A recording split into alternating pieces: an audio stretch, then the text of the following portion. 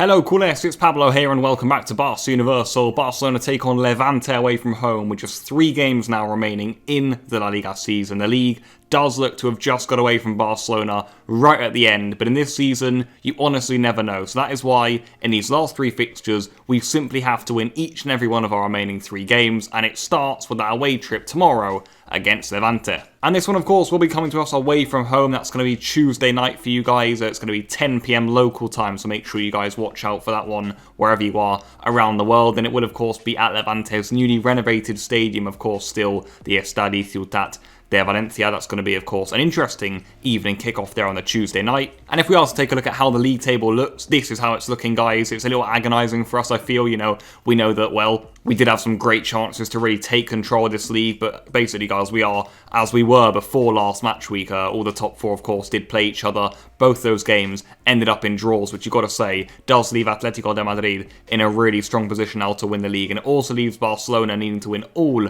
of their 3 final games, and then hope that Atlético Madrid either lose 1 game or draw 2, as well as hope that Real Madrid also drop points in one of their remaining fixtures. So let's actually begin then with Levante, of course, our opponents for Tuesday's fixture. I think right now we're all thinking about what's the title race looking like, what's the table looking like, can we win that? If they lose that, does that mean we're going to go top? All of that sort of stuff. But of course, guys, we have still got to win our matches. We've got to take it a game at a time. And Levante, guys, of course, they are still an opponent that we have to be wary of. I feel like whenever we play Levante, really, they are a team that can cause us problems. Probably the first game that always comes to mind when we think about Levante is that 5-4 defeat back in 2018. Of course, that was our only defeat in that entire La Liga campaign under Ernesto Valverde. And that game was a really good example of the sort of problems that Levante can cause us with, their quick attackers up front. They have got quality, and we've got to be wary of them. But of course, these are very different times indeed. Levante enter Tuesday's fixture in 14th place. They have quite little to play for. They're not going to be getting into any European places this season. They're also not going to be relegated, let's be honest, guys. I believe it is still possible, but look, a load and a load of things are going to happen. Basically, they're not going down. They're not going to get into Europe, so they don't really have a massive amount to play for. I do feel under Paco Lopez, they have been quite a solid La Liga side. They usually finish in the bottom half of the table, but they really rarely, guys, flirt with relegation. They are quite comfortable. They are a good side, and they have actually played some good games against us in recent years. If we take a look at Levante's form coming into this fixture, they did pick up a 2-2 draw there against Alaves on the weekend. Before that, though, guys, they had lost all 4 of their previous matches. So, look, I wouldn't say Levante come into this game on hot form. They will, of course, put up a good fight in tomorrow's fixture, and certainly, watch out for their star men up front, Morales, Roger Martí also. They always cause us big issues. I believe Morales now has 12 goals this season. He got a brace on the weekend against Alaves. He also got some other good players in there. I feel like Aitor in goal is a sharp and, quick goalkeeper there. He's a very interesting, almost unorthodox keeper in La Liga, but he usually does make some smart stops against us. And then you've also got Enis Barty in midfield, who is a player with loads and loads of quality, especially from set pieces. And of course, guys, let's move on to ourselves in Barcelona. And as we all know, guys, well, it does look like we have finally fallen short in La Liga. Honestly, it's been a crazy season. We've had some incredible celebrations, especially in the Copa del Rey. And well, in La Liga, guys, when it looked like we were going to be pushing for top 4 back in 2020, all of a sudden, at the turn of the new year, guys, we just racked up so many wins, and we got ourselves really into this dreamy position. But you'd have to say, guys, once we got here, we were really disappointed. The performances, they dropped. We got some really detrimental results in the title race when really, guys, we could have won this league, I feel. Of course, we still can, but this would have been a super special campaign. If you look at where we were, in November, in October, in December even, guys, even in January, we were still, double digits in points behind the leaders, Atlético. And if we'd come back to win the league from there, as it looked like we could have done, guys, it would have been, honestly, a really special campaign as a fan. But this is real life, guys, and here we are with 3 games left, and we know, guys, that we need Atlético to lose or to draw 2 of their games, and we need Real Madrid to draw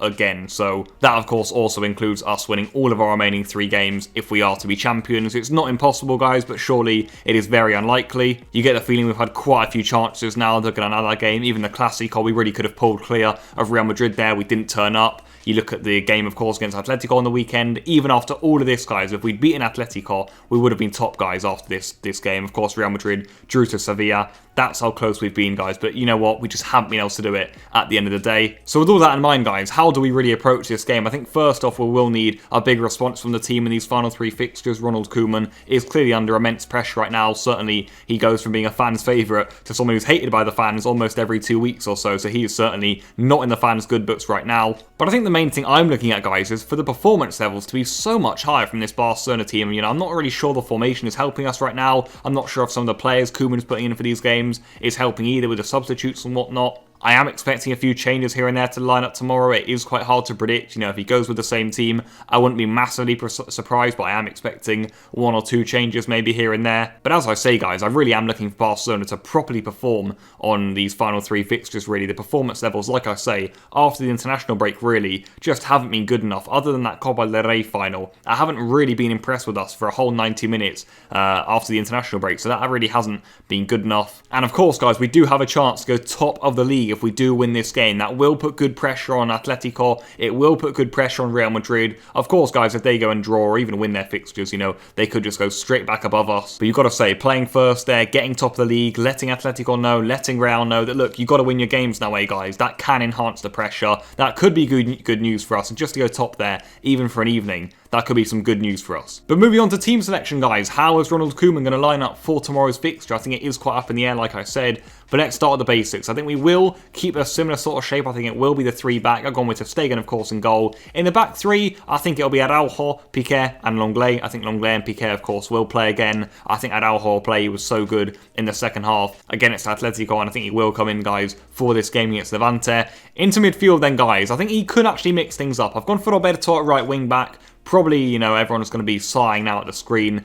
Look, guys, Dest started against Valencia. He started against Atlético. I just don't know if Koeman is going to bench Roberto yet again for this midweek fixture. I could definitely see him coming in for this one. Busquets, I think, will be back to play, guys. That is good news. I'll put him next to De Jong in midfield. Alba left wing back. And the reason you guys aren't seeing Pedri is because I think we could be seeing a return for Ousmane Dembele. Now, whether this will happen or not is another matter.